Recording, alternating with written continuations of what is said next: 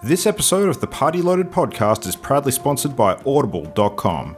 Check out their awesome catalogue of audiobooks with over 180,000 titles to choose from. And be sure to grab a free audiobook on us and support the show by visiting audibletrial.com/endgame. Let's party.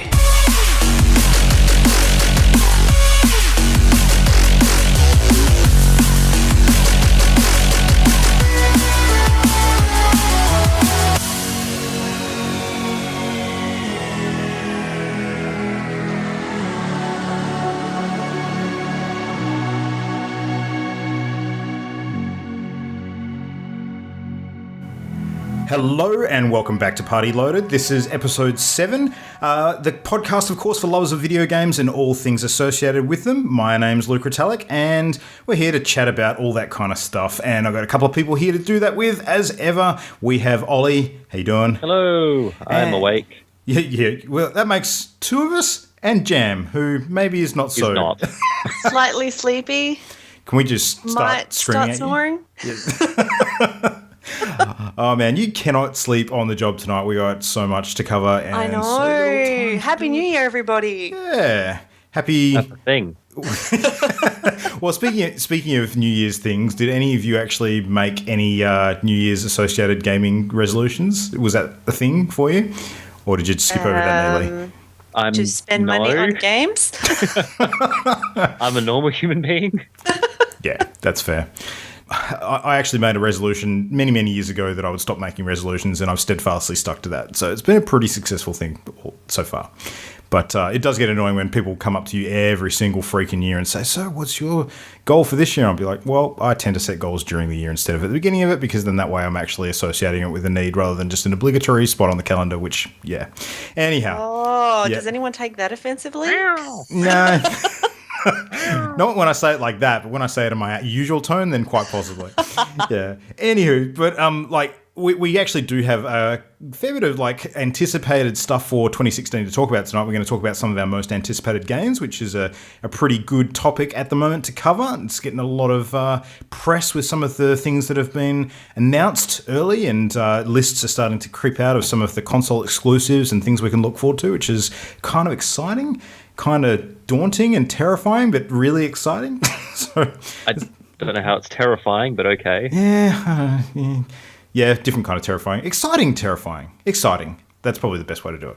But in the meantime, we've still been cranking out some pretty hard games for the last week since we last spoke.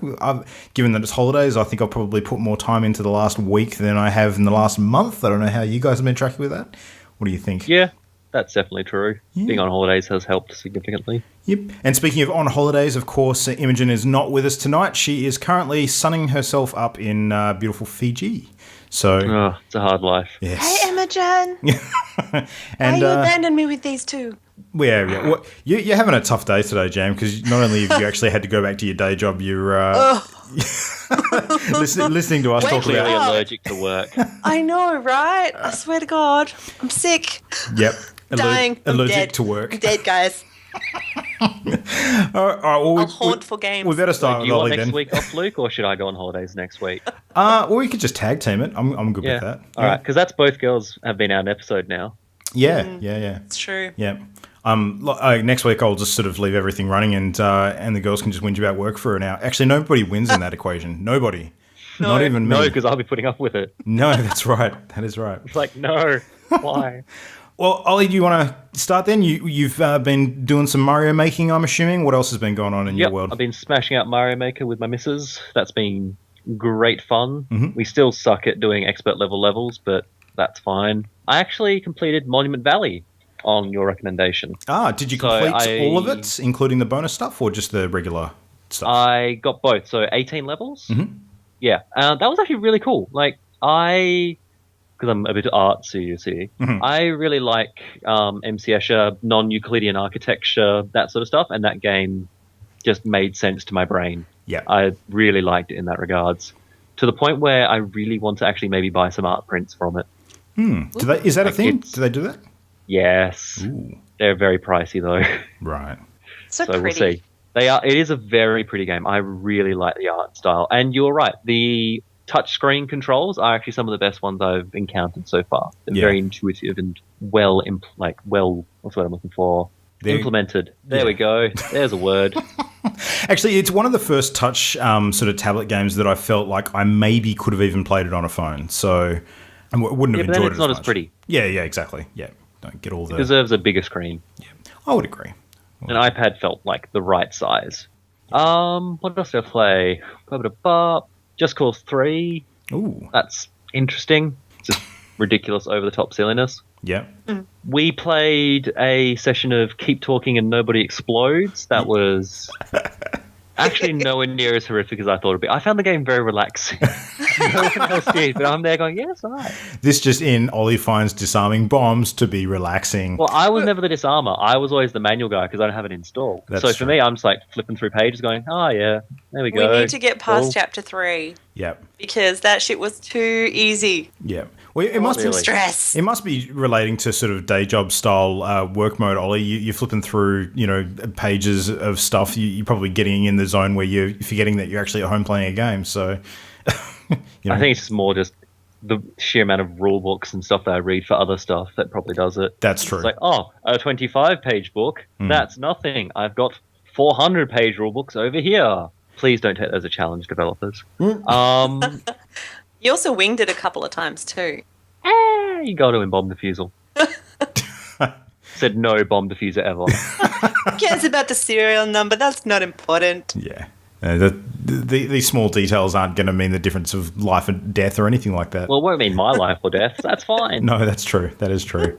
I got to say though, one thing that, I mean, we talk about this game for just a minute because I'm sort of going to get to it on my list Yeah, as well. it But intersects with all of us. yeah, pretty much. does. But I think Jam was the one who started playing it first, and you got a bunch of games in before we even touched it. One of the things that occurred to me immediately when Ollie and I started playing it is, what kind of freaking idiot tries to disarm a bomb in a room where there's expected to be frequent power cuts and someone left an alarm clock there? I mean, seriously. Well, as if you'd have the option of, clarifying that beforehand. You walk in, You wouldn't be in control of your environment. you get the alarm clock, and you throw that shit out the door. But you don't know if that might trigger something. Oh, Yeah, okay. Okay, all right. I'll pay that. Yeah. Anywho, so, yeah, I didn't find it particularly difficult yet, but I know that it will get hard. Oh, yeah. yeah, You're right. early days. Yeah. We need to play that again. Yeah, absolutely. It's certainly hilarious. I think it's definitely an acquired taste, though, as we observed the other day when we tried to cajole your sister into playing it. She just was not know. interested. Not remotely. No. No.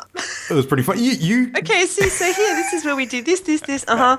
I think she just needed food. You tried not so subtly about 3 times in a row, and she gave you a flat no, and you kept Did on you see pushing. the one where I started explaining, oh, okay, this one's a lengthier, and she looks over and she says, adept, or something. I don't remember what the word was. And she, in an instant, had picked the password out of this mash of letters, and I went, oh, oh, you're right.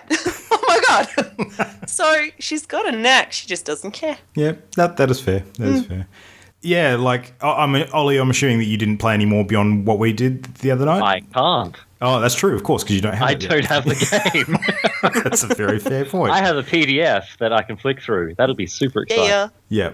I'll learn everything off by heart. I'll memorize it. Yeah, I'm kind of terrified by how crazy some of those things are going to get. But anyway, it's going to be interesting.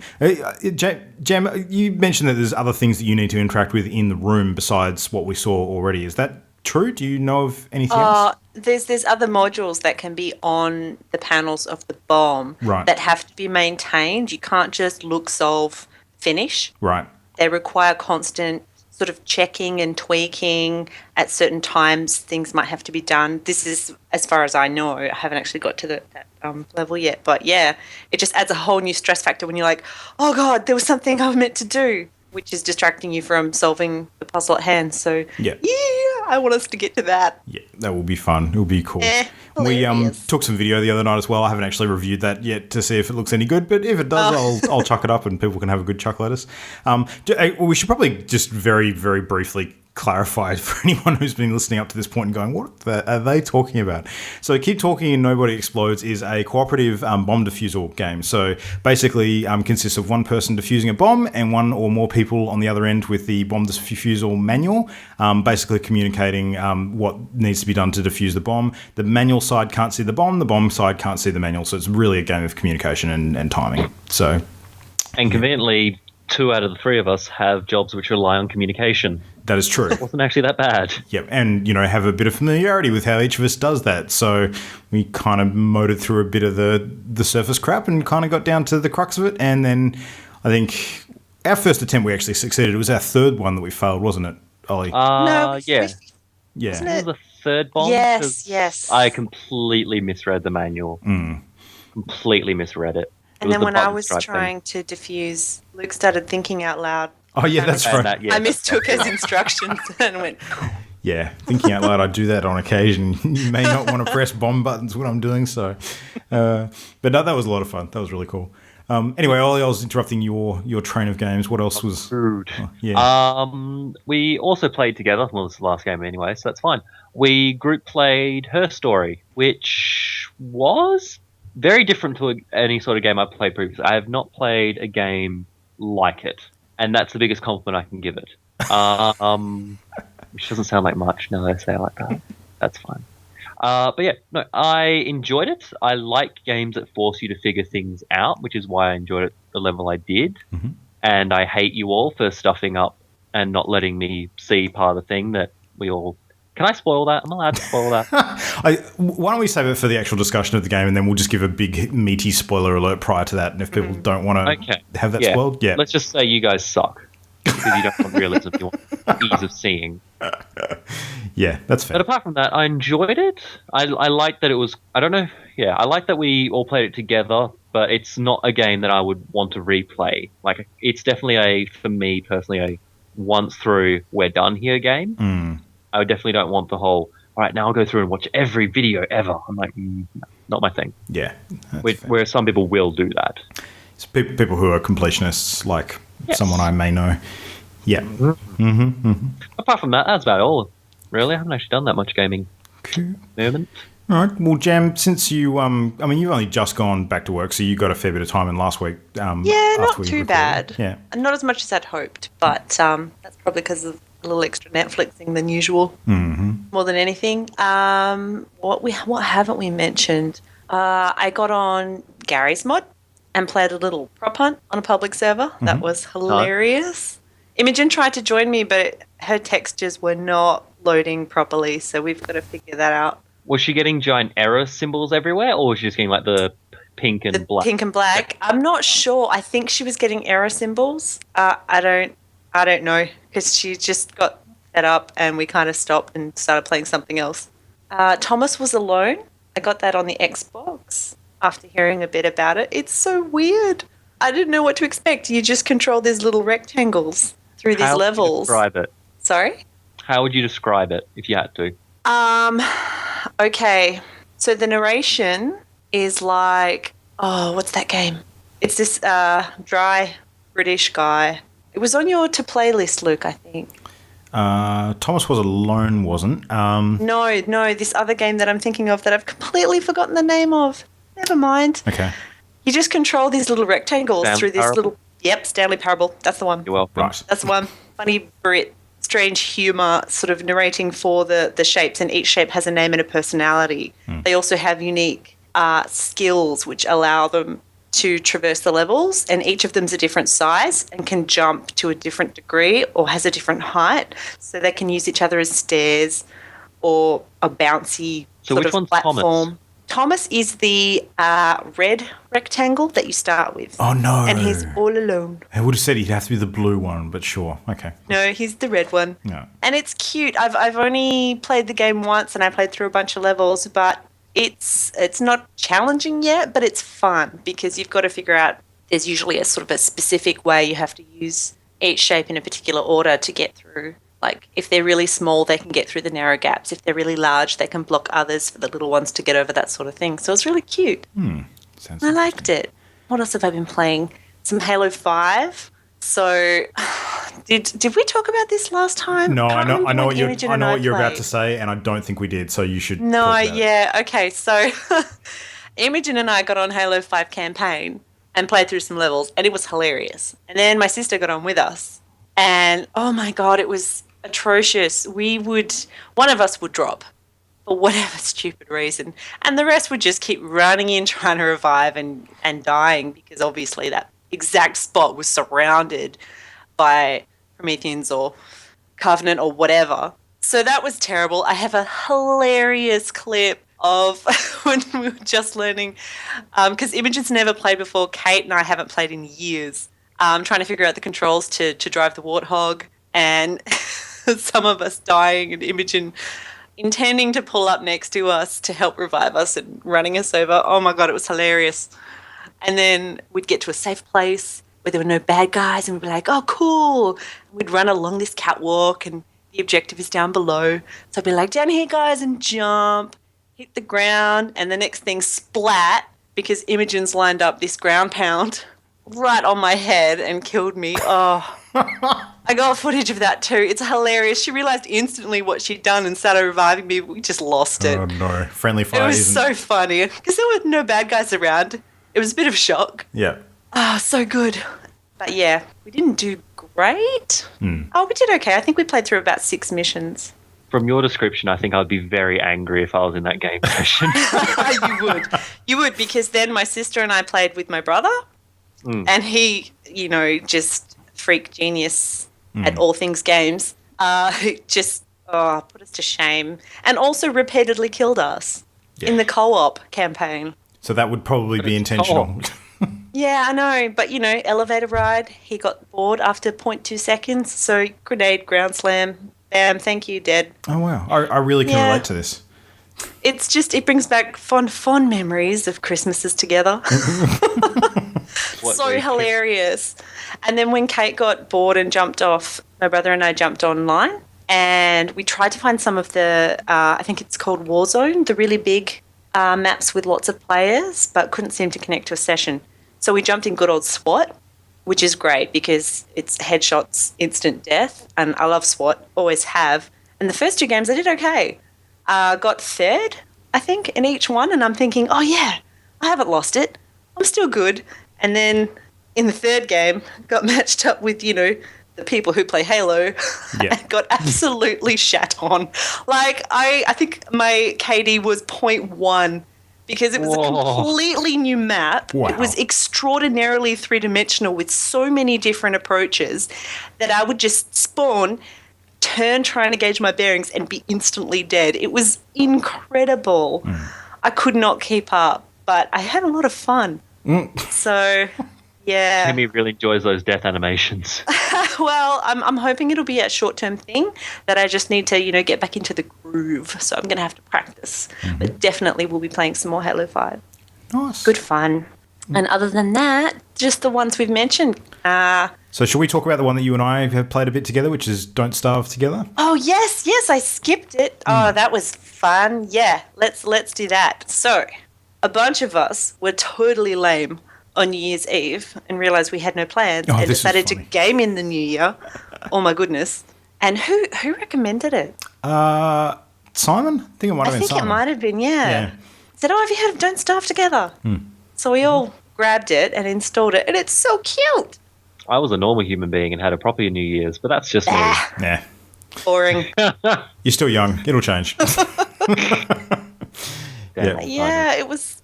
It's funny, actually. There's a meme going around the net this week at the moment, which is, a gamer on New Year's, and it's basically just them looking angry in front of a computer screen for 2 frames, and then the third frame, they're basically just, letting off a sparkler or a cracker or something, and then right back to looking angry in front of the screen. That was us. That was pretty much us. Pretty much. The only reason we noticed it was midnight is because we happened to completely wipe.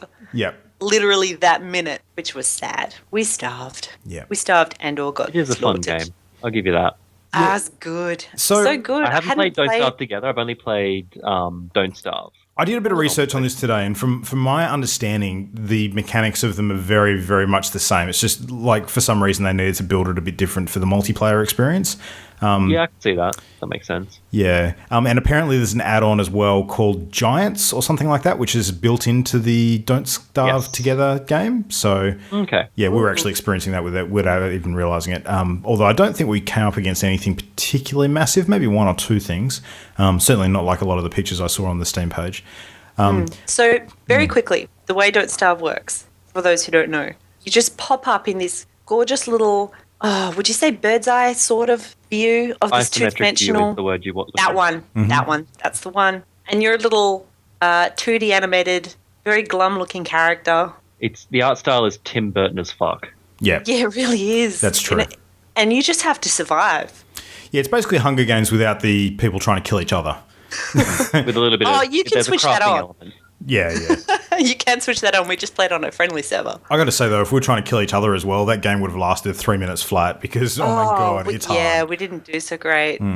But we're getting better. Yeah. Yeah, I think our current server time length of days survived is... Did we get to 15? I think we got to 15 the other night. I definitely got to 11. I don't think I've gone further than that, though, so, yeah. But there's a resource gathering and crafting system in it, which is a little bit Minecraft-esque in the way that you sort of, get stuff to craft stuff, which you use to craft more sort of complicated stuff and so on and so forth. But there's a lot of stuff in the game. Yeah, it's a surprisingly deep game. But look, I'm at the point where I haven't played nearly as much as Jam, I don't think. And so I'm not quite as enamored with it, perhaps. But I'm sort of really struggling to see what the progression looks like beyond sort of just trying to stay alive. Like, is there another game to it? Are there sort of bosses to fight? Are there like super things to craft or uncover? Without ruining it for you, yes and no. Okay.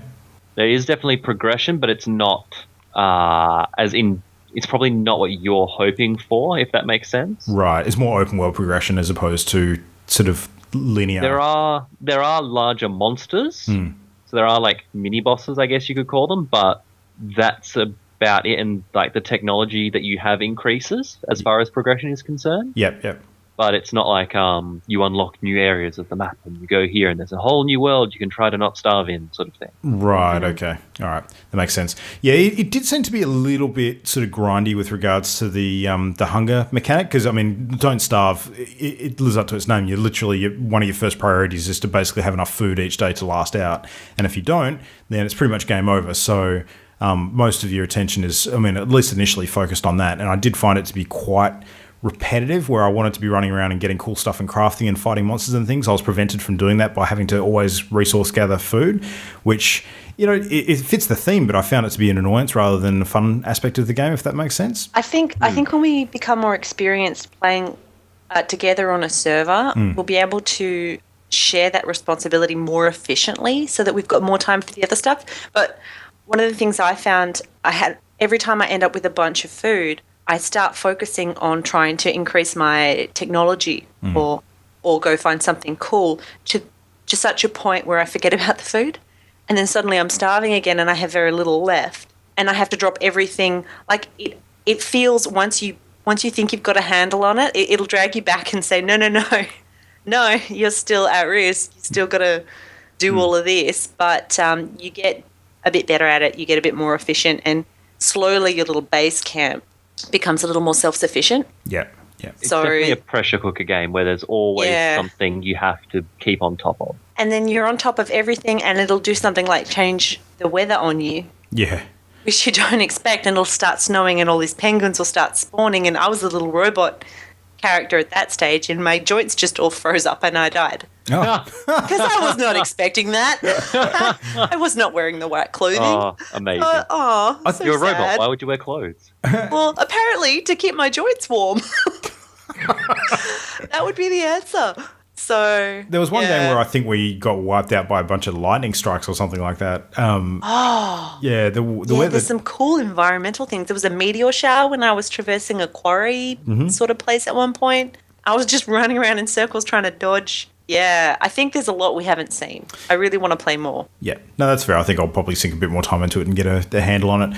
It does appear to be a fairly time-intensive game, though. Like, I don't think we're going to get anywhere with just, a bit of casual play efforts. It's going to be a multiple hours in kind of thing, which I'm not sold on that level of investment yet. You will enjoy the single player more than the co-op. You think so? I reckon you will. Yeah, that might be true. Yeah, see, the furthest I've got was playing Don't Starve Together, but just on a solo little server that I set up because I could just focus and only had to worry about myself, until it started snowing. Yeah. Then you were really worried. Yeah. Well, fair enough. Well, I sunk a little bit more time into Undertale to sort of see how I could go with that. I'm probably another 2 or 3 hours into it now. I've got some early opinions on it now that I've sort of played enough without having finished it. And one of those opinions is that I'm still not convinced that it's my kind of thing. Like, I think that I can see a lot more of the game now and I can appreciate what they're trying to do. And there's definitely some cool stuff in there, like some of the fights that you get into with the monsters where they start introducing new and more innovative mechanics into the Bulletstorm sort of system they've got. Very, very interesting. So you are fighting things. Yeah, like I'm up to the stuff where you started to get like blue objects in your Bulletstorm windows and things like that. So, you're not pacing out? No, well, I am doing a mostly pacifist run. I think I've dropped the ball on that a couple of times. So I'm not going to get a 100% pacifist run at all. Yeah, me either. Yeah, but I kind of thought that, trying to puzzle out how you interact with each of the monsters and get them to not fight you would be a little bit more interesting way to play the game rather than just smashing them. And so far, I think it has been. But, I think that the thing that the game has going against it more than anything else is that the first hour of the game is just crap. Like, I just didn't enjoy it at all. I think it gets massively better after that. But that first bit to get over that ledge and actually get into the real game, like when you go through the main gates out past the ruins, I think that's the turning point where the game actually starts getting good. So, but there's a bit to get to before you get there, and I could see a lot of people saying the intro section sucks. Yeah, I'm not a fan of the intro at all. Yeah, exactly. Okay. That's pretty much what I'm saying. So, but the intro is like I think that the intro is at least half an hour worth of time, possibly an hour, depending on how much time you spend sort of mucking around and learning the mechanics and that sort of stuff. And if someone plays this for the first time and encounters that, it's just a bit of a leg up to get over that into the rest of the game, which is actually fun. So I could see that leaving a not so great first impression, but I'm still going to continue playing it and see how much better it gets because I think I'm on the upswing now, which is good. So the story's starting to come out, a little bit more information about what you're doing, what you're going to be facing is coming out. A bit more of the humor is there, which is kind of cool. So yeah, that's my sort of next step in report on Undertale. I'm going to make a call now and say you're not going to finish this game. Oh, really? Okay. I'm going to make that call now. That's just going to make him want to finish it all the more. That's pretty much accurate. I'm okay with that, but I still reckon he won't. That's interesting. Okay. Yeah, all right. But then Ollie calling it, not always 100%. No, that's true. It's true, but I reckon he's going to find it. If you found the intro to be crap, you're going to find certain sections of the games really, really tedious, and I think that's going to be like, nah, I'm done. Interesting. I'm going to call that now. Interesting. Well, as it is, I've probably had about 6 sessions in the game so far, like in terms of stopping and starting. So that's not usually a good sign when I've had that many and only gotten this far. So, yeah, we will see. I'll report back next week. That's probably the best thing I can say. So, in addition to bomb defusing and not starving and looking at her story videos and that sort of thing, the other big game that I've spent a bunch of time on this week is actually Metal Gear Solid 5. So, I decided that it's one of the big titles that I started playing last year and kind of dropped off on it when Fallout came out. And I've made the commitment to myself that I'm actually going to finish Metal Gear before I finish Fallout because realistically, the main reason is because it's just a freaking awesome game and I really want to play it through. And the story is wacky, pants on head, idiotic at times, but it's still really, really fun. So, something really cool happened the other day. So it was my birthday on the weekend. Quiet scene? Because if so, that's horrifying. Oh no, the quiet scene was actually. I thought it was kind of cool, like dress, apparel, Japanese video game choices out of the way, because that's just weird. The quiet fight and the video scene immediately following that I actually thought was quite entertaining. quite entertaining. But the thing that I thought was really, really cool actually came out of nowhere on the weekend. So it was my birthday on Saturday, and I sat down, as you do occasionally on your birthday, you actually get some time to yourself when everyone decides to, leave you alone and let you do that, which is kind of cool. And I played some Metal Gear, and I was basically finishing off a mission, and I got a call while I was on my attack helicopter, sort of saying, come back to base as an emergency. And I'm like, okay, cool. This must be part of the next story arc. So I come back onto the base, which it's called Mother Base. It's like a giant sort of oil rig platform out in the middle of the ocean near Afghanistan. And so I land the helicopter, and there's nobody there. And there's usually soldiers patrolling everywhere, which is what you expect to see when you land there. So I'm like, okay, cool. The next mission is some hostile force has taken over the base, and I've got to fight them off or do something like that. So I get out of the chopper, and then this video scene starts, and I'm just trying to work out what the hell's going on. And then music starts playing. I'm just like, huh? What is this? And a whole bunch of soldiers sort of come out of nowhere, all in a line, clapping and holding something on a trolley in front of them. And then I realized that they're actually playing a happy birthday song, like not the happy birthday song, but a happy birthday song. And I'm just like, no way. This is way too much of a coincidence that there's some sort of birthday related scene in this game and I get to experience it on the day that I actually have my birthday. This little cutscene sort of plays out and then finishes, and then you're back into the game. And it was really, really cool. And I was like, hang on, that didn't mean anything relating to the game story. That cannot possibly just be an Easter egg in there, which ticks over if it happens to be your actual birthday on the day that you encounter it. I was online, did some research, and yes, it was. So that's just cool. That is awesome. Yeah. It is. Yeah, would not have seen that otherwise. It was complete chance that I happened to be playing that game at the right time. But yeah, it blew me away. It sort of made my day, actually. And the day that a video game can wish you happy birthday and that makes your day, I think that's a very special thing. So that was cool.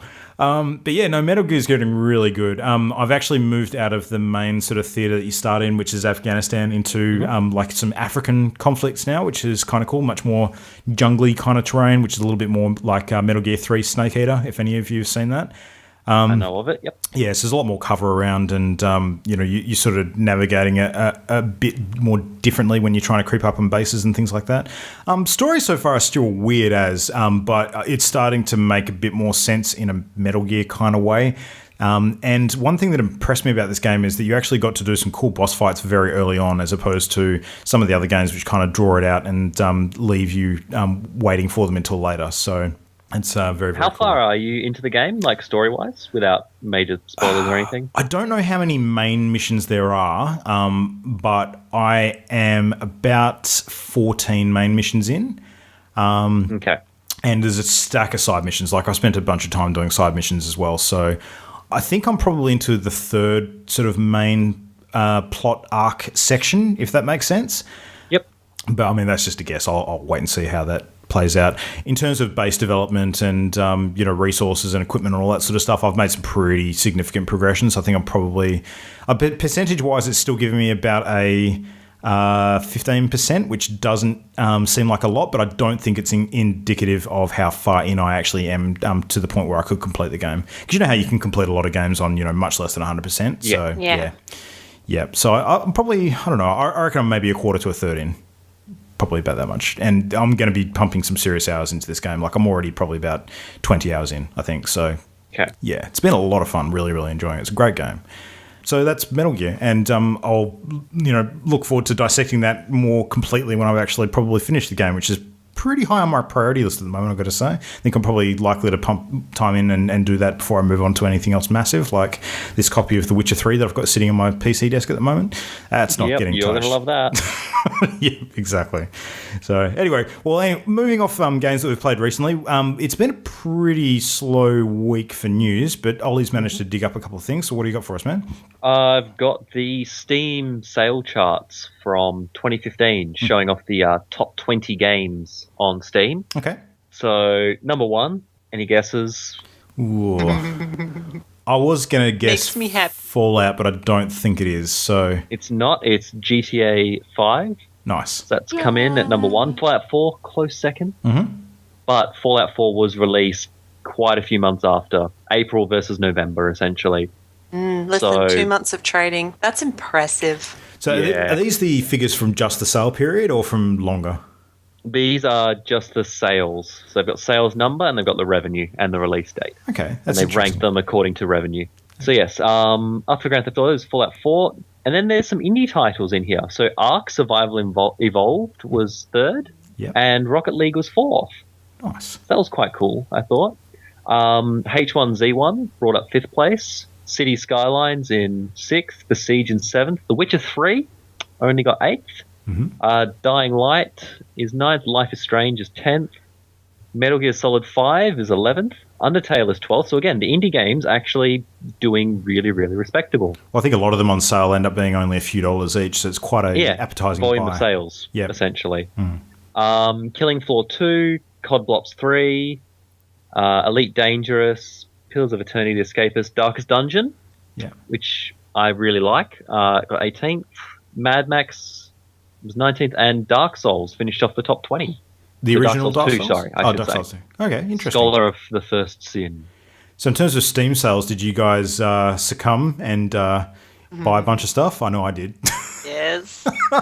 So, Surprisingly, no. oh really? I don't actually have that many games that are out at the moment that I haven't played that I'd want to play. Yep. Interesting. I'm a If someone suggested a game they'd just purchased that had a multiplayer component and it wasn't too expensive, I was like, oh yeah, I'll get that. Yeah. I'll play with you. So yeah, that was bad, but good. I picked up a couple of interesting ones that I kind of want to play before other stuff comes out this year, one of which being Mirror's Edge, the original Mirror's Edge. So Mirror's Edge 2 is coming out very shortly, and I wanted to get a handle on the first one before that sort of hits the streets. And I also picked up Life is Strange, which I've heard very, very good things about, so I'm looking at diving into the... That game has me curious. Yeah, well, apparently it's an Yeah. episodic game where there's only 3 of the, I think, 5 episodes out at the moment. So you've got that, unenviable choice about whether you jump in now and then get stuck and have to wait. I'm not sure how long it's been between episodes. But, I mean, looking at similar situations like with Telltale games, you could have anywhere between a month wait between episodes to, several. So I don't know. I depending on how long each episode is, I'm probably happy just to play this one through now and come back to it once as opposed to, doing it every single month, maybe. But I've heard That's enough fair. good things about it. Yeah. And There's another one you picked up too. there which is. made me pick it up. Portal 2. Yeah. Yeah, Which is on my list of feel Still can't believe guilty. you haven't played that. I know. I I love know. that game. I do have a few guilty games that I've never played before, and Portal is actually one of them. Portal and Portal 2. Was gonna. I was tempted to dive into both, but I thought I'll just pick one. I'll play Portal 2, and then Jamie and I can co-op it and have a good time. So yeah, that'd be I'm cool. gonna yell at you. No, I'm not. Oh, No, I'm not. you're I'm gonna gonna let get you. So annoyed at Luke. I'm gonna let you figure the puzzles out and yell at me. Well, if it's anything 'Cause like I our know- experience well, I did know them. when you and I did the Portal themed Minecraft challenge map. Yeah, that was pretty good. Yeah, I think we did. We made a good team when we were doing that. we did, even when it got completely booked and didn't work. Yeah. So if it's anything like that, I'm sure it'll be a fun experience. It'll be cool. Yeah, it will. Yeah. It's an amazing game Yeah. and funny. The humor. Oh, Well, Steam sales aside, what else did we have? We had big news because we're all fans of up and coming VR technology. The Oculus Rift goes on pre-order tomorrow. Nice. So there hasn't been any announcement on price, but they have gone on record and saying people won't be able to spend a couple of hundred and use their old gaming laptops was the exact words used. So estimates are anywhere between, I would hazard, 400 to 600 US would be my cautious. Like if it's less than that, I'll be very surprised. Yeah. yeah. So we'll see, and that's going to be exciting times for VR becoming more of a mainstream deal. And from memory, it ships with Eve Valkyrie is the game it ships with. So that'll be quite cool. Apparently, that works amazingly with the VR set. So yeah, interesting times ahead as far as VR is concerned. That's it. We've got a bunch of those kits hitting the consumer market this year. So the thing that confuses me greatly about where all that is heading is I don't know how the development side of things is going to marry up to the individual VR sets because they all seem to be different enough that you'd almost want to customize a game build for one or another as opposed to doing something generic that fits all of them. I could be wrong about that, but I don't know enough about anything apart from the Oculus Rift, to be honest. yeah. Well, It's Oculus Rift and those similar are virtual reality. So you're having an entirely different view put in front of your face. Whereas HoloLens is the augmented reality. So you can see through the device and it's projecting the image into your environment. So yeah, I don't see unless that's completely different. unless HoloLens could become a completely, opaque screen in front of you, it would be very, very different experience and the games just wouldn't. Yeah. AR stuff is Still showing up exciting. in some surprising places at the moment. Like, I didn't actually mention in this last episode, but one of the places that I visited while I was over in Bali over the Christmas break was the Bali Zoo. And they actually had a little sort of touristy souvenir stand in the middle of the zoo that was selling these little packs of animal cards, and they're actually AR cards. So you put the cards down on the table and use your smartphone. You download an app, and then basically you point your phone at the card, and it loads up like a holographic style 3D image that you see through your phone's camera of that animal sort of sitting up on the card and interacting with you. That's cool. Yeah, but that's that sort of thing at a zoo. I was just like, wow, I did not expect Our to see that local here. museum has done that. They had a dinosaur hunt through the city a couple of years ago. You would take your mobile around the CBD and get to certain points. It would recognize your location and you'd swing your screen around and up in the sky there's, a pterodactyl hovering. Very cool. Yeah, I love that they're using this sort of technology. yeah, will be cool. Get people interested in things. My bold prediction, and I'm going to call this in the same manner that Ollie calls everything, is I think that despite all of the buzz for VR this year, around it being the big year where a lot of the intro models are hitting the market, I think that it's going to prove to be very similar to the first year of release for Xbox One and PS4, where we were very light on the ground in terms of decent game releases, and it ended up being a bit of a fizzer. Because I think that's going to be the issue with a lot of the VR technology. Like, it'll hit the market, it'll be exciting, there'll be a lot of hype behind it because it's the new big thing, but the game support won't come into its own until 2 or 3 years in, really. No, I'd agree with that. Yep. So I think for our perspective, that kind of makes the buying decision a little easier in terms of whether we jump on now or whether we wait a little bit. But yeah, I don't know. The hype train is going to be a tough one to ignore, I think, for sure. Yes. It's going to be hard. Yes. All right. Well, anyway, we'll dive into some topics of the week now because we've got a few things to cover and not a huge amount of time to do it in.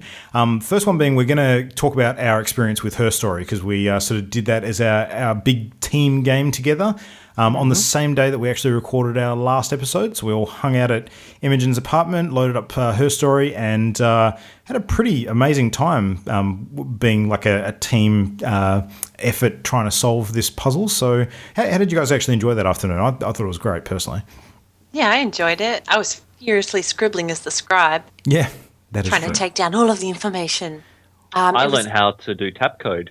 Yeah. Yes.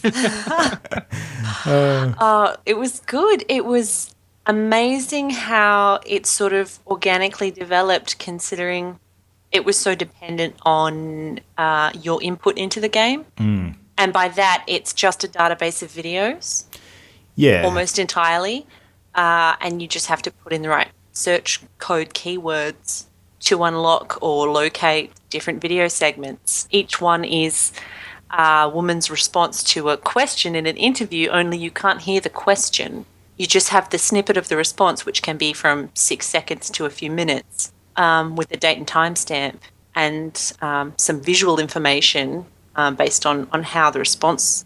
And yeah, you start with very basic videos and you pick up on key details and you search on those details and you learn a little more about what went on, and it's, a murder mystery. Ooh. Murder must foul. Yeah. Yes, think- indeed. One of its best strong points is in most games you have this is how you complete the game. Like, you finish this level, you shoot the bad guy, you fix this puzzle, whatever. This game had no definitive, this is how you end the level or this is how you end the game. And yet you still organically want to keep finding out more to the point where you do actually end up, air quotes, finishing the game. Yeah. So that actually impressed me a lot. The fact that without it going, this is what you need to do, begin, like it still compelled you to keep going through those various videos.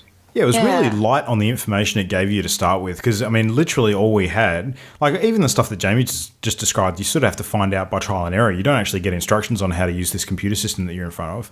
You're literally in a video archive told that you're looking at footage of a series of 7 interviews, but the footage can only sort of buffer a couple of videos, sort of snippets at a time, and that in order to find more, you need to sort of, search. And everything from that just, comes with trial and error. And there's other things on that computer that you can muck around with too, which you're like, is this part of the game or is this not part of the game? The ability to turn glare. Whoa. Hey. That's hilarious. I've actually just been talking about video searches and Siri's just done a video search for me. I don't know what even prompted that. Anywho. Thanks, Siri. Thanks, Siri. Yeah. Siri. No, wait. Thanks, Cortana. That was Wait. really, really random. Yeah, anyway. So, yeah, you're basically looking at this computer and there's other controls like, being able to turn glare on and off. There's little desktop games on this computer. You can literally exit it, which kind of exits the game. And a couple of text file documents on this computer desktop. And you're just like, what does this do? Like, is this relevant to the game? Is this like a hidden Easter egg? What's going on here? And we were asking ourselves those questions even an hour or so into the game. So The glare is relevant to the game. But not necessary. Oh, Ollie's still salty. yeah. I'm so salty over that. We're like, nah. It's annoying. It's not important. We'll just switch it off. Whoopsie. So it's really hard to talk about this game too much without spoiling it for people, but I think yeah. I mean, I guess we can kind of describe our experience in terms of how easy it was or how hard it was to sort of determine what was going on. 'Cause we started, watching videos and doing a few searches, which turned out gave us like heaps and heaps and heaps of search results, and you can only actually watch the first 5 results. So we realized we had to start narrowing our search terms down a bit, and the only way to do that is to continue watching videos. And we were having big discussions about what search term we should use next, what's relevant. We even had a couple of punts at things that we thought might be in there. Ollie called it, Yeah. and then 10 minutes later he called it again. Yep. And then I was right, though. Imogen called it, and you called yes. it, and I called it as something in between the two of them, and I think you ended up being most correct. So, yeah, that was I was interesting. just taking notes and listening to you all. Yep. I was non-committal because I was like, I don't know.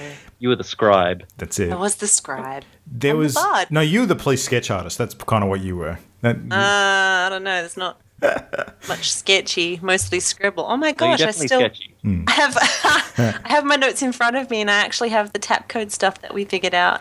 Well, that's the other thing too. Like you actually don't know at any point what character you are. Like you don't know if you're the cop or if you're someone breaking in and hacking in or what's going on there. You kind of have to, make that up in your own mind as you go along. You actually do find out before the end of the game. That was a good reveal. That was a very cool reveal. I genuinely did Yeah. not see that coming. But yeah, That impresses me when that game does that. Oh, yeah, absolutely. Yeah, it was a good part of the experience. And there was definitely a sort of shocking moment where we put in a search term that I think we didn't expect to reveal what it did. And it was like a bit of a gamble that sort of paid off in a way that we didn't expect. And It was a bit of a jump. Yeah. in the process, Yeah. it was suddenly like bam, bam, bam. It Check felt this like- By fact the way, out. this happened. Oh damn! I think I said it at the time, but it literally felt like we'd accidentally stepped on a level warp and sort of warped to the last level of the game. But even that didn't reveal the entire sort of story to us. We still had to keep No, digging. because Just the gave us the explanation search wasn't terms. there. Yeah. You need to pick up on all of the details, and even sort of the chronology of the details because it jumps all over the place Yeah. before you can actually understand the underlying issue and how everything occurred and what occurred. Because everything to start with is just a mystery. There's a vague reference to a murder, and that's it. Yeah.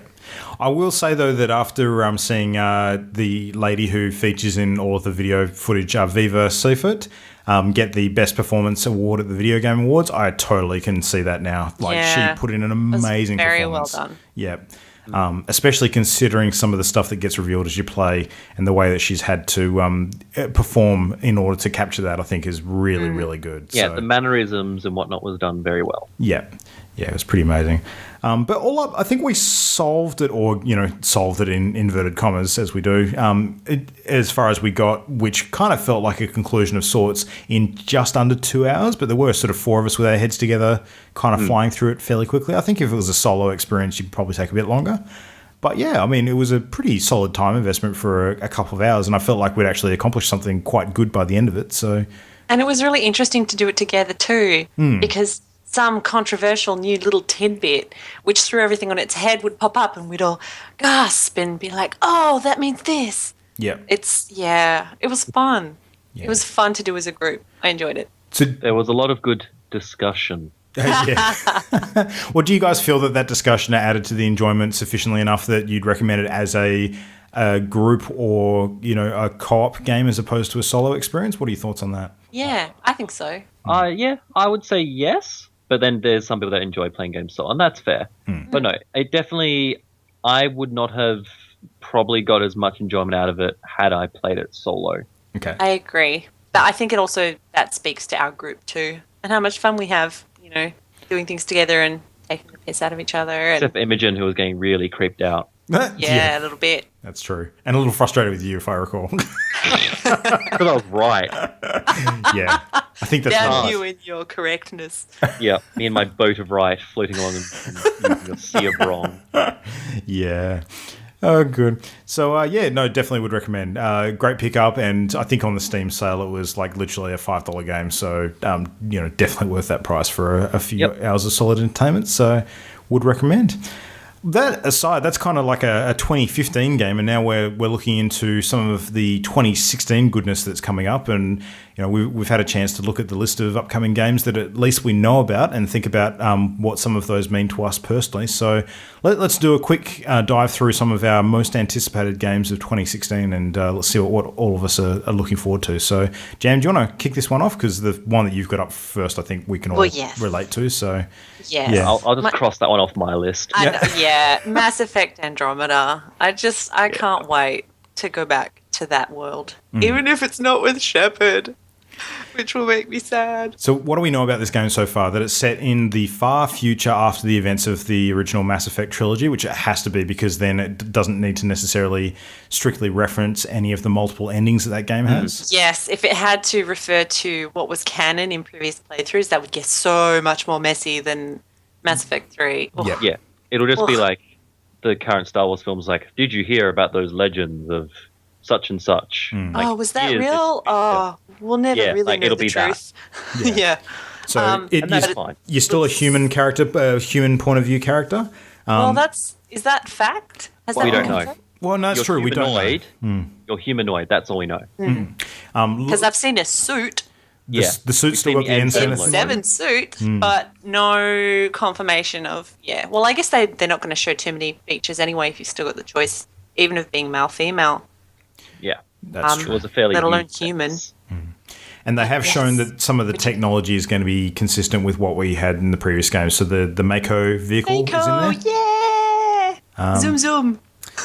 Yeah, It looks interesting. The video they released, was it at E3? I think so. Of presumably the character flipping through footage of different environments, different planets, and selecting one and flying to it. Yeah, it was E3 2015. Yeah. Yeah. The environments, the thought of exploring those extreme environments with such variety is very exciting. I hope that's a big part of the game. On top of, the fantastic stories that they do. Yeah. Yeah, I think it's a really tough act to follow, because there's a lot that could go wrong with this game if they don't take careful note of what made the original trilogy so good. Yeah. My most curious thing is how they do the alien races. Like, is it going to be, we've got the main galaxy that started to colonize the Andromeda Galaxy, or is it literally just, you are the first people in sort of thing, see what's there? Like, that for me will be the tipping point of how they approach things. I'm very, very curious to see how they do that. Yeah, no, that's fair. I am going to, at the end of the day, though, put this on my list of games that I'm anticipating in 2016, which I actually don't think will release in 2016. Don't say that. You'll make me crushed. My prediction is I don't think that this one will come out this year, even though that's been slated. I reckon it will get delayed or pushed, and I think we'll see it in 2017. That's my guess. Crush my I hope your guess is wrong. I hope my guess is wrong too. I just want to celebrate you being wrong right now. I'm crossing all of my fingers. Yeah. Give him 10 seconds. He'll make you happy then. Yeah, we'll see. So yes, that was definitely my number one. My love for Mass Effect is no secret, and I cannot wait, even though I must. Hopefully not too long. Shut up, Luke. Next on my list, which I'm anticipating much sooner, is The Division. Even though there's a lot of skepticism because they're promising a lot, even if it's nerfed to a degree, I just feel like it's a game I'm going to enjoy, just scavenging in my little group of friends against other group of friends. So this is Tom Clancy's The Division, which is kind of like a Rainbow Six style game with zombies involved, from what I understand. Oh, not zombies. There's a virus. An infection of some sort? Yeah. Yes. Think of it more post-apoc scavenger rather than you're fighting zombies. Yep. So you're fighting other scavengers, not... Yeah, the other survivors are super, super dangerous. Right. It just looks amazing. And I remember the first time they announced it at E3 at the end of the Ubisoft conference without a hint beforehand, just completely floored me. It already looked gorgeous, and I'm hoping it's going to look that gorgeous still. And the idea of it, the way they appear to hope to, just scavenging around and finding this really, really, really impressed me. Finding a weapon, or even it looked like an attachment for a weapon. It's not, you click on it and it disappears and it's in your inventory. The character reached in, picked it up out of this case, turned it around in their hands, looked at it, and then reached over to put it on their back. Like, there was actual interaction with the environment. The way that they've animated it, it looks so fluid and well thought out. I'm hoping the final product is to that amazing detail. Just little things like that. It's such a step forward. Well, this game's been in development and pushed back for like 2 years, hasn't it? I don't know. Has it been pushed back much? I think it has been. I think it's just been a long development. I'm not sure. I've tried not to follow it too closely because I just get my hopes up. Yeah. Yeah. Look, I don't think it's a bad thing for a game to be pushed back for a long time if it means them getting it right. I mean, after the number of disasters that we've seen in recent years where that's not been the case, it speaks to the wise decisions of companies that know to hold off and release quality. I mean, we've seen, your EAs and your Activisions sort of jump the gun a little bit, but companies like Blizzard, which are known for, producing extremely high quality games that, take a long time to come out, but when they do, they're awesome, and very, very rarely have troubles on release. Diablo 3. Yeah. Ooh. For the most part. Yeah. So I hope it's that. I hope it's, been left to simmer till it's just right. Me too. I mean, did they have a closed beta recently, or was it an alpha for Xbox? I'm not sure. It's something I heard of in passing, and there's going to be, if you pre-order, you'll have access to a beta in the next month, I believe. Well, this thing's out in March, isn't it? It's like coming up real soon. Yeah, early March. Okay. So it's probably, I'm hoping, just them tweaking their servers for the multiplayer components, and not any last minute scoring to actually complete the game. The alpha premiered on Xbox One December 9th to December 12th. Okay.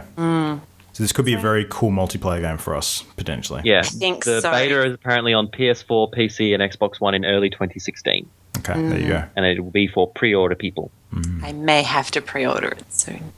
Or do I want to wait and not have it spoiled? Just pre-order it. I will wait and see if it's any good and then spend my money. That's fair. Yeah, that's fair. Pre-ordering games can be a bad thing. Yeah. See, I may pre-order it but skip the beta so that I can be completely blown away and not have any horrible pause and wait. There's no point in pre-ordering.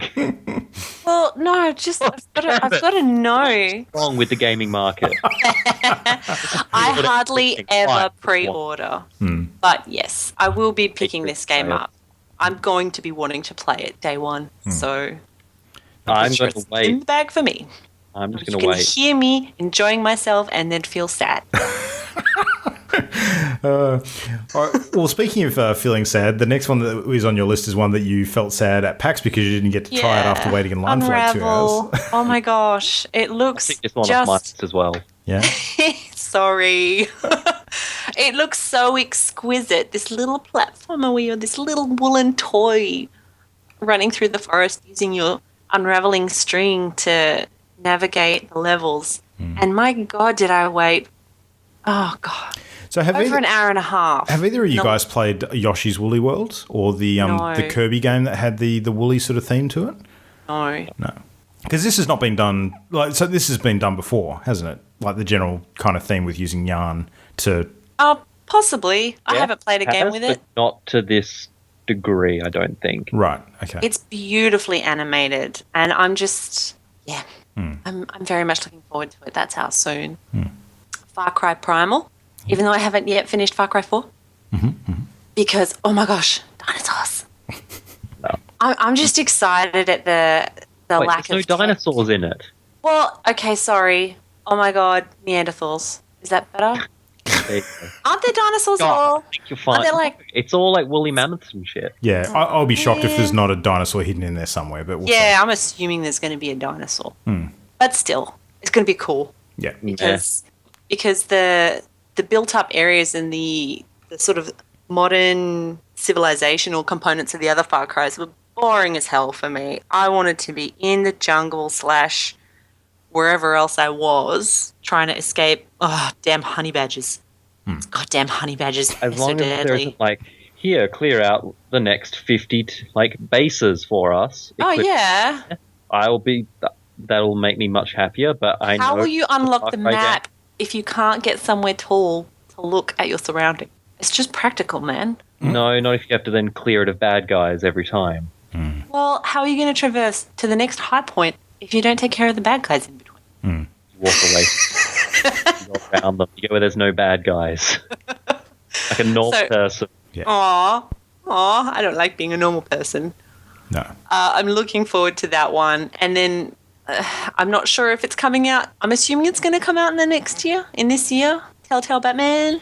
Yeah, the announcement trailer was for this year, I believe. Yeah. Yeah. Ooh, I'm excited. And then my final thing is HoloLens, which I mentioned earlier. I can't wait to play Minecraft on the HoloLens. I don't know if I'll manage to this year, but oh my goodness, anticipation. Well, HoloLens, I think, out of all of the VR and AR devices sort of coming, is going to be one of the later releases, from what I understand. Most likely. Yeah. So it might be tail end of the year or, potentially early 2017, depending on how that plays out. So we'll see. But again, We'll see. I'll cross all my fingers. All of them. Cool. Yeah, so that's my list. That's what I'm really looking forward to. Ollie, what's on your list? My list. Well, apart from Mass Effect Andromeda, that's been said. Unravel, that's been said. Wait, who put Uncharted 4 in my list? What the hell? No.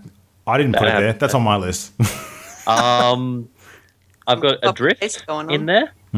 there, which looks. I like the idea of it, so I'm intrigued. So it's essentially the movie Gravity, but the game, and it's made with VR in mind. So I am intrigued, Ooh, that could be cool. and That I would like be the idea of it. amazing. Dark Souls 3, because that's a cool game, if it's anything like the first two. Deus Ex Mankind Divided, because I really liked the latest Deus Ex, so fingers crossed this is just as good. What is it? Banner Saga 2, because the first one was beautiful. Dishonored 2. Now, this one for me is probably one of the ones I'm most excited about, because Dishonored, I really like Cthulhu and like the Lovecraft style of universe, and this was like Lovecraftian as all hell, the first game. Loved it to bits. So I'm really, really looking forward to see what they do with this game. I know a lot of people, there was a little bit of like, yeah, it's not that good sort of thing, but overall reviews are positive for Dishonored. I really want this to be good. Really, really do, because I like the art style. I love the universe. So fingers crossed, it's amazing. And then I've got one little one in here because I liked the PT demo for Silent Hill so much. Allison Road. I didn't actually realize what this was until you just mentioned PT, and now I do remember. This looked amazing. Yeah. So there's a gameplay video that's been going around with the Kickstarter that happened. I did back because why not? And it's been coined the spiritual successor to PT, and it uses the same sort of game engine, so it looks amazing, like visually, it looks great, and the writer seems to have the sort of feel for it going down. So I hope it's good because I like really good horror games. There's not many of them. The feels that it evoked in me when I was watching video of it were very Silent Hill. So yeah. So this is the game you should get Imogen to play in exchange for her making you play a game. That would be amazing. I will wait and see when it's released first. Because it could be bad. It could be a horrible piece of crap. I don't know. But I want it to be good. Yeah. Sounds interesting. Because good horror games that aren't just, it's a jump scare because a monster jumped out of the cupboard, are very far and few in between, unfortunately. Yeah. It's the ones that build anticipation.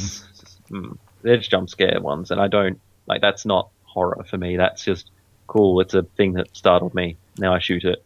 Moving on. I'm going to take a wild guess and assume that that's one of the reasons why you're not a big Five Nights at Freddy's fan. Yeah, like it's just. Also, that's not really a jump scare because it's just there it is. It's happened. Yeah. Woo. Yeah, no, I actually don't like that game. It's just meh. So no, that's my list of looking forward to, and for me, the biggest ones would be Deus Ex, Mass Effect, and Dishonored. Those are the big three for me. Well, on my list, the first one that I'm going to kick off with, which is probably right up there with my most anticipated this year, is actually Overwatch. So the new team shooter from Blizzard, which I find really weird to say because I'm just not usually I don't dislike shooting games, but I'm not usually so gung-ho excited for them that I would make a big point of it. But Overwatch looks like stupid amounts of fun. I cannot wait to play that game. And the thing that really makes me excited for it is, A, it's Blizzard. B, I know that there's going to be a thriving esports scene that sort of, supports your enthusiasm for the game and, the community around it. But thirdly, that it has actually had a significant amount of high-profile beta players already that have just been absolutely raving blue in the face about how great they think it is. So that fills me with a lot of confidence. I think it's going to be a lot of fun. And given how much fun we've had in recent months playing things like Heroes of the Storm together as groups of our local friends, I think this one could be another hit if it ends up being good. So really looking forward to that. This one I'd actually play as well. Yeah. Hey, I got to say, I only just saw the Pixar-style cinematic trailer that Blizzard did at BlizzCon in 2014. For some reason, I'd actually missed it. I didn't actually see it. I saw all the announcements around it, and I saw all the detail about what the game was going to be and that sort of thing. But for some reason, this little video I never actually saw. Have you guys both seen that? Yeah. I have not. Yeah, everyone basically just went, why don't they just make a movie? Yeah. And Jamie, I've got to link this to you because it's amazing. This little video I just watched and I went, oh, this looks sweet. So, yeah, it's going to be cool. Uncharted 4 is pretty high up on my list because I love those sorts of games. I'm a big sort of Tomb Raider fan, and those kind of, explore, open world sort of, puzzly but still fighty kind of games really appeal to me quite a bit. Action adventure is the word you're looking for. Yeah, but this is more puzzly than action adventure. I think it's a bit, you're probably right. It probably does. It's a new style of action adventure, though. I think it kind of fits into a genre to the side of a lot of those. And I would argue that Tomb Raider does too, because they're their own kind of beast. But your point is accurate, I guess. I'm looking forward to it. I haven't actually played any of the other Uncharted's yet, but I know enough about it to know that it's my kind of thing, and I'm really looking forward to it. And the videos that I've seen so far about the story sort of cutscenes and stuff in it look really spectacular. So quite looking forward to that. Got to play the other ones first. I will. I'm going to pick up the Nathan Drake collection, so I'll play through it. I may not do it before Uncharted 4, but I'll do it. Oh, no, you should. Yeah. No, you really should. All right, we'll see. See how I go for time. Yes. Division I'm excited for.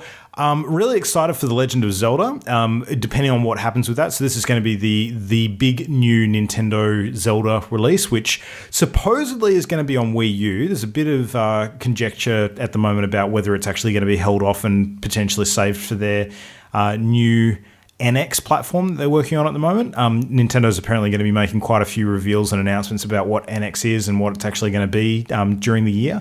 No one's really clear on whether it's a big new main console platform or whether it's some sort of mobile or handheld thing, or nobody seems to know. So, but I mean, Nintendo's got a history of treating their big franchises like Zelda, in particular, very, very well. So I'm sure they'll make the right decision according to what it is. But they have been in development on this one for quite a while.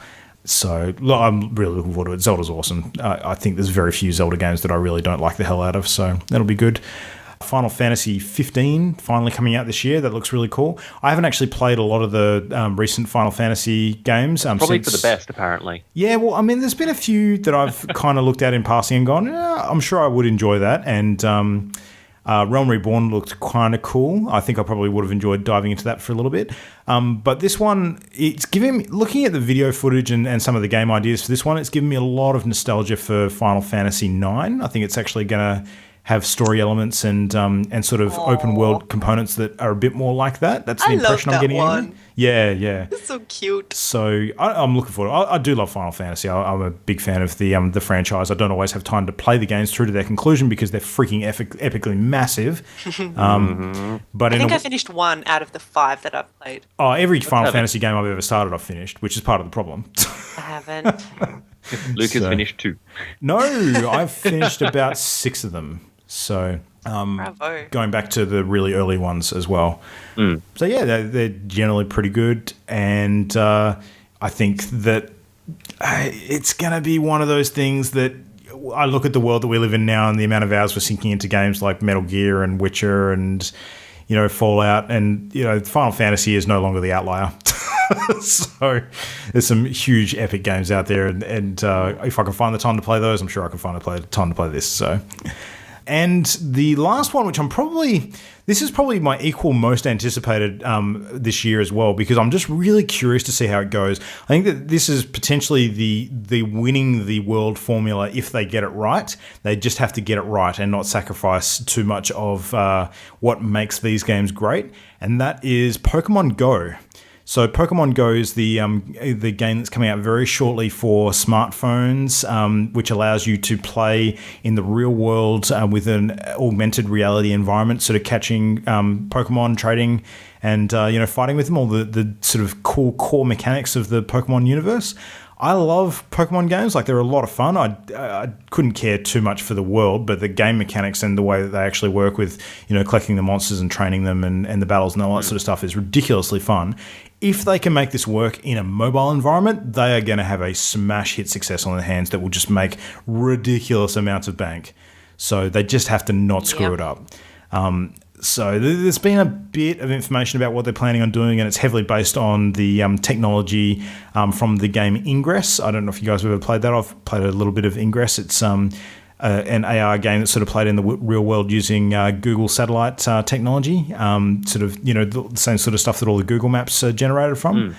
It's a lot of fun. It's very, very abstract, though, so I think that as a game, it's kind of base level, but using the technology, they could really make Pokemon kick ass. So curious to see where that lands. And given that the Pokemon Company have actually bought the company that developed Ingress, which I think is owned by Google, or there's some sort of tie-in there, it's going to be interesting. I think that's probably going to be one of the most anticipated stories of the year, if not games, depending on how that goes, because I think everyone's looking on with bated breath to see where it lands. Kind of exciting. But yeah, lots of stuff happening this year, and that's only the stuff that we know about. There's a lot of things we didn't mention on that list. Yeah, so exciting. Yeah. We could get some awesome last-minute announcements like Fallout. Yeah, that was out of nowhere. One thing I would be really excited for, I'm not expecting it this year, but given how pumped I am on the world at the moment, if they announce Borderlands 3, I might be a little excited about that. That would be cool. I don't think they will, but yeah, we'll see. And this isn't even including all of the indie games that will be under the radar until they release and start gaining traction. So there's a lot of things we can look forward to, which would be cool. Yeah. But anyway, as if we didn't have enough games to play, we kind of decided that one of the things we wanted to do on the podcast was have like an ongoing monthly games challenge. And given that we're now kicking off into the new year, we thought it would be an appropriate time to commence this. And the way that it's going to work is basically we're going to keep a running sort of selection in secret of a bunch of different games that have been nominated either by us or by listeners of the show. So we're actually going to invite everybody to sort of take part in this and nominate and submit game ideas. And every month at the beginning of the month, so the first episode of the month, we're going to pick out one of those games at random. And then for the rest of the month, it is our challenge to play that monthly party game. And then we will review it on the show. So pretty simple concept, in summary. We pick a game at random from a pool each month. We play it, and then we review it at the end of that month and pick another one. And we're going to keep on doing that as long as we've got game suggestions to sort of pull on. So now, given that we haven't actually sort of interacted with everyone listening to the show to set this up, for the first one, we've basically just had each of the four of us submit a game idea and picked one of them at random. And from this point onwards, we're going to actually ask everybody to put in ideas and add to that pool, and we'll keep little scrunched up pieces of paper in a hat or something. I don't know. Just something like that. Maybe something a little bit more technological based. Yeah, troglodyte. That's it, yeah. So the general guidelines that we're going to keep to for this one is we want games to be available via digital distribution, just for access reasons. So we don't want to have to dig around in stores to try and find game discs of things that may not be readily accessible. So if it's available via digital distribution, via Steam or via any of the other main methods, depending on the console, that is our preferred method. PC or multi-platform preferred, because we all are PC gamers, and if it's a game that's not on PC but at least it's available on multiple consoles, then there's a good chance that we'll all be able to access it, because we don't all own every console. Well, not all of us no exclusives. Do. No exclusives, yeah. That's pretty much it. And we want it to be something that is going to be able to be played in around 10 hours or under, so that we can get to a point where we feel like we've had enough play sufficiently to review it. So nothing that's going to be like a crazy 30, 40-hour investment to get a handle on the game. No Metal Gears or anything like that. No Fallouts. They're more expensive games than that anyway. But yeah, if we can get a good feel for it in under 10 hours, that's perfect. That's kind of what we're gaming for. So... did I miss anything? That's kind of the gist, isn't it? Well, yeah, except for January's announcement. That's it. All right, well, Jam, do you want to do the honours? Because we sort of randomly determined the January game last night. What are we going to be playing this month? We are going to be playing Imogen's recommendation, which is Crypt of the Necrodancer. All right. Now, I've only had a short look at this, but it looks hilarious. Ollie, do you know anything about this one? I've never even heard of this game. I have no idea. Well, you pretty much you move around and you fight to the beat of the music. Yeah, it's a rhythm dungeon crawler. Is basically. Oh God! Yeah, this is gonna be so funny. Look, I heard about it briefly about a month ago on one of the Giant Bomb podcasts. Yeah, do it. But beyond that, I didn't know much about it. I started doing a little bit of research last night. One thing I will say, Ollie, is that I actually hopped onto YouTube and found the original soundtrack for the game, and it is dope. I love it. It is really, really cool. So I'm watching the trailer now, so we'll see. All right, I'll judge you on this. Cool. All right. Well, no, judge Imogen. The challenge is we've got a month. The music sounds cool. We've got a month to play this game, so we're going to have to sort of keep a lid on it until we've all had a decent chance at playing through. But in the first episode of February, we'll all sort of reconvene. We'll chat about what we thought about Crypt of the Necrodancer, and we'll pick our February game at random.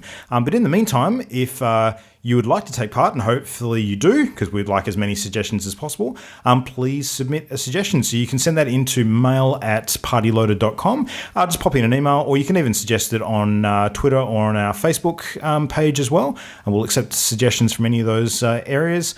Just remember, looking at games that are around under $30 have to be available via digital distribution, no platform exclusives, and around 10 hours or under to sort of play through sufficiently. And send us your ideas. I don't think anything's off limits beyond that, really. If it's a great game, we'll review it and say it's a great game. If it's a terrible game, we'll review it and say it's a terrible game. So, I definitely will. Yeah, absolutely. It's going to be good. This first one, I think, is going to be enough of a departure from the games that we normally play to give us a pretty interesting one to commence with. So I just finished watching that trailer. I don't even know. I don't even know what I just watched. Perfect. Imogen's going to be so happy. Perfect. I know why you like the music. I can see why you like the music, but I don't even. More on that in a month's time. Cool. All right, so we'll wrap this thing up. If you want to get hold of us, you can do so via the channels that I just mentioned a moment ago. So email mail@partyloaded.com, our Facebook page, which is facebook.com/partyloaded, or on Twitter @partyloadedshow. You can also check out new episodes and any of this info on our main show blog, which is at www.partyloaded.com. And that's it for the first episode of the new year. So lots of stuff to look forward to. We've got our work cut out for us. Yeah. I have a download, which I may or may not regret coming up. All right. Sweet. Well, Imogen will be back next episode, of course. And who knows what we're going to talk about. Got plenty of things to sort out on our 2 playlists in the meantime. Anything to add before we sign off, guys? No, just Happy New Year again, everyone. That's it. I can't believe it's 2016 already. I know.